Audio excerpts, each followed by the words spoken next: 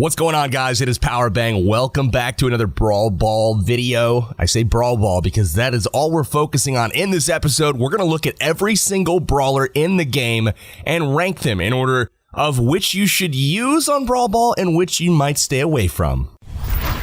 First up on our list today is Piper. Piper's used to being one of the best brawlers on game modes like Bounty and Smash and Grab. In Brawl Ball, however, she simply can't put out enough pressure to thwart off an enemy attack. With the slowest reload time in the game, Piper is not the best option for Brawl Ball. Next up on our list at number 17 is Ricochet. Like Piper, Ricochet is a long-range brawler that does his best work when standing far away from the enemy. In Brawl Ball, it's not necessarily the wisest choice for your brawler because he simply doesn't have enough health in order to be competitive. With a very limited health pool, going up against brawlers like El Primo and Bull is very difficult because they do not have to respect your damage because he doesn't have enough of it to put out. They can close the gap on Ricochet and take him out with ease. Up next at number 16 is Pam. Pam has a decent-sized health pool that allows her to get up and down the field while surviving the inevitable onslaught from the opposing brawlers. However, Pam's primary function, support for her teammate with suppressing fire and healing, is a little bit less than useful because her healing station stays put and you can't take it with you up and down the field. When the ball moves away from that healing station, Pam becomes a little bit less than useful. Next up at number 15, we have Crow. Crow is a little bit of a mixed bag on Brawl Ball, and in the right hands, he can actually be a pretty good brawler. His downfall is that he does not have a very high health pool at all, and he can quickly be taken out by an aggressive enemy player. One of the big benefits to Crow on Brawl Ball is that his primary attack applies damage over time to the opponents, and that can force them to retreat to try to regain health, get out of combat, and make sure that they stay out of range of Crow. If you're good at managing distance with Crow, you can actually pressure the enemy team to where they're dangerously close to their goal. But due to the fact that he has such a low health pool, I've got to rate him kind of low for Brawl Ball. Next on my list is Poco. Poco is another support brawler similar to Pam in that he can heal his teammates. This actually comes in quite useful, and he's rated above Pam due to the fact that his healing is mobile. He can take his heal with him and use it as a super anywhere on the battlefield. Poco's downfall is that he does not have a lot of hit points, and he also does not put out a lot of damage. Because Poco's attack penetrates, he can actually come at different angles in other game modes to do a substantial amount of damage to the entire enemy team. But from what we've seen on Brawl Stars so far, those angles are hard to come by as most of the maps are fairly open, so he's kind of a free target for the enemy team. Next up on our list at number 13, we have Jessie. Jessie's an interesting brawler on Brawl Ball because she has an extremely powerful super, her Scrappy turret. That turret has an extremely high rate of fire and a very significant output of damage, but the trick is, can the fight take place near enough the turret to make it useful? Because of the nature of Brawl Ball being an incredibly mobile game, no pun intended, the brawlers will actually go up and down the field, possibly avoiding that turret altogether, neutralizing Jessie's super. One other spot where Jessie does very much excel in this game mode is at the beginning of matches. When people approach the ball, Jessie's orb will actually bounce between all of the players, and it's very common for all players to rush the ball at the opening point of the game. Anytime players group up on the enemy team, Jessie can knock them down incredibly fast with her shock orb. At number 12 on our list, we have Dynamite. Dynamite is a fantastic brawler to use for Brawl Ball, but he's almost a victim of his own success. He is super good, however, he's got a counterpart in Barley that it just makes sense to use more on this map. I'll describe why later when we talk about Barley. But talking about Mike is fantastic at controlling areas of the battlefield, limiting the ability for the enemy to approach you, and that really kind of cools off those aggressive, high hit point enemy brawlers like El Primo and Bull. In addition to keeping those brawlers kind of held back a little bit, he can actually support his teammates and help them get the ball into the goal by dropping Dynamite where he knows the enemy has to go to defend their own net, so to speak. In addition to being very good in area control on Brawl Ball, Dynamite's super also can destroy obstacles. That point cannot be stated enough, and that goes for all brawlers. Any brawler that's able to destroy a crate or a box and open up line of sight to the goal, that is extremely valuable and will allow your teammates to possibly score score a goal with a super kick later on in the match. Just outside the top 10, at number 11, we have Colt. The All-American Brawler wasn't quite sure what to make of this guy at first, but after playing him some, it's apparent that Colt is a force to be reckoned with in Brawl Ball. His primary attack puts out a ton of damage, and if he can target those big-bodied slow brawlers like El Primo and Bull, he is one of the guys that can knock them down very quickly. In addition to Colt being an absolute wrecking ball with his primary attack, his super attack is one of the most devastating attacks in the game for any brawler. And it's not just the deadliness of that attack to other brawlers why that super is so effective. He can also, as Dynamite can, destroy obstacles. That means take out those boxes and crates that are guarding the goal. If Colt can line up his shots and use his super so that in the background, behind his target, he can also take out those enemy boxes, he can be very valuable to any Brawl Ball team. Our first glimpse into the top 10. At number 10, we have Brock. Brock is not a brawler you typically associate with being one of the best in the game. However, on Brawl Ball, he can be quite a force to be reckoned with. His shoulder-mounted rockets that he fires are absolutely lethal to enemy brawlers, especially when they group up in the middle of those matches, going after the ball in the beginning. Because it doesn't take too many shots from Brock's shoulder-mounted rockets to generate his super ability, there is often a hailstorm of rockets coming down all over the battlefield for the duration of the game. In addition to doing a ton of damage, Brock also can take out a very large chunk of the walls with his super ability. This opens up line of sight to the goal, allowing his team to be able to score.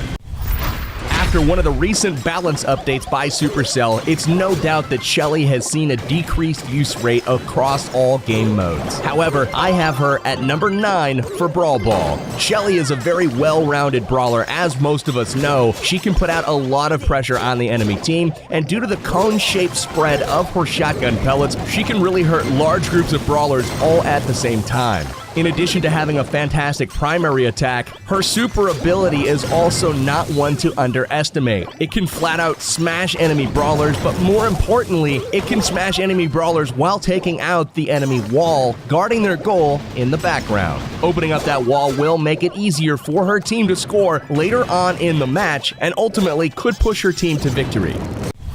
At number 8, we have another common brawler. However, her performance on Brawl Ball is anything but common. We have Nita, and it's really the story of Nita's super, her bear that puts her up this high in the rankings. That bear is essentially like a 4th player added to your team. Because it hones in on the enemy position and will target the nearest enemy brawler, it's very important to pay attention to the direction that the enemy team is forced to go if they want to avoid damage from the bear and avoid Nita recharging her super because the bear is landing shot. Long story short, Nita is one of the few brawlers that has a companion as a super that's able to take it with her. That bear being able to walk anywhere it wants on the field puts her in a category above the others like Pam and like Jessie. Finally, in addition to Nita's super, her primary attack does penetrate her initial target, so it can do a significant amount of damage to enemies grouping up to try to get the Brawl Ball at the beginning of the match. Nita is a solid choice for Brawl Ball.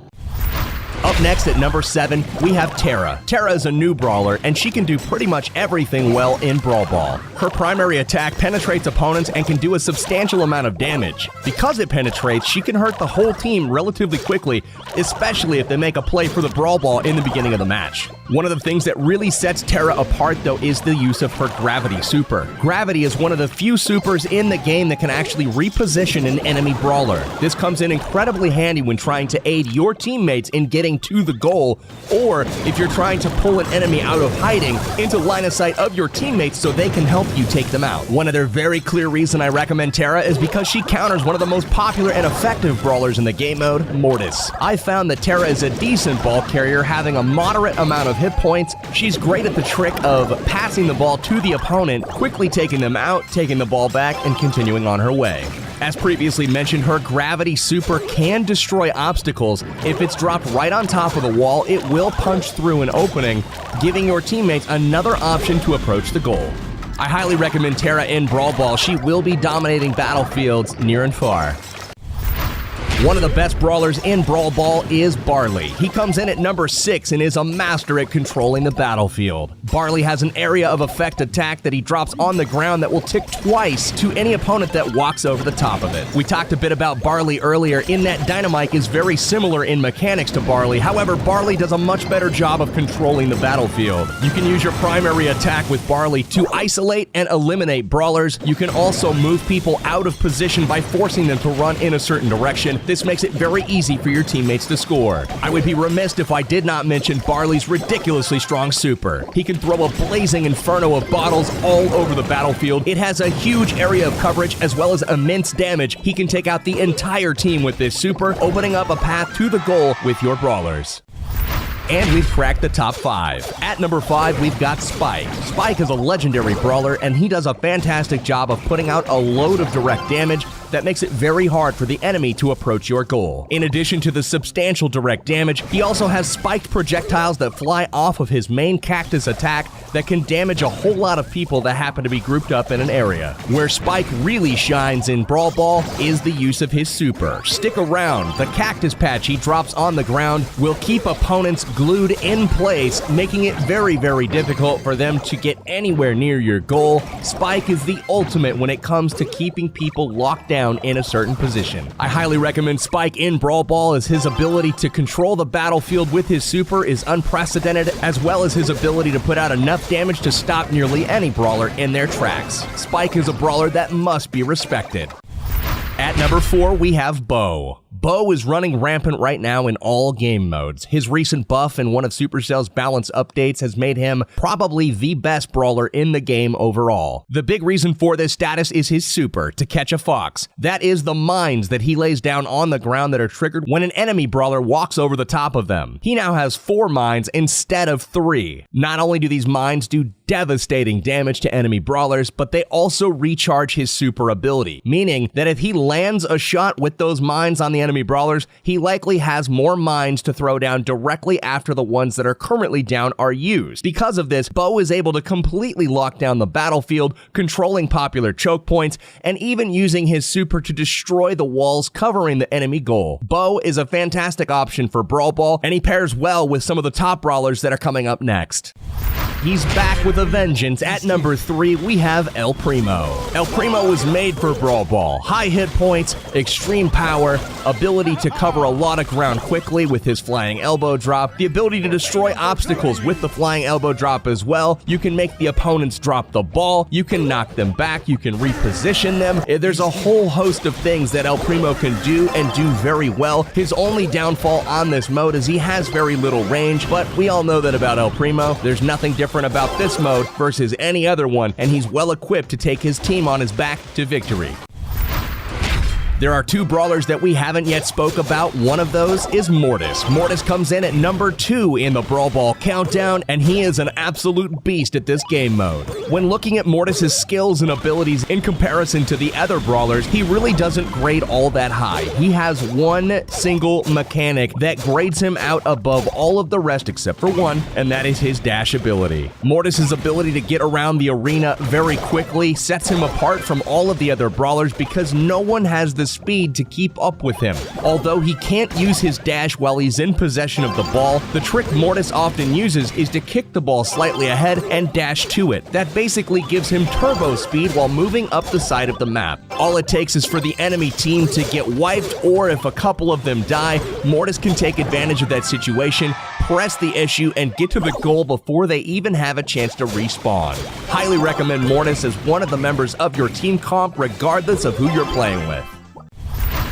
Last and certainly not least, as evidenced by his number 1 ranking, is Bull. Bull is a rare brawler who is a rough and tumble character armed with a shotgun. Like El Primo, he's got a substantial amount of hit points and can pack a heck of a punch when up close and personal. Bull does everything well in Brawl Ball. Bull can cover distance quickly with his super.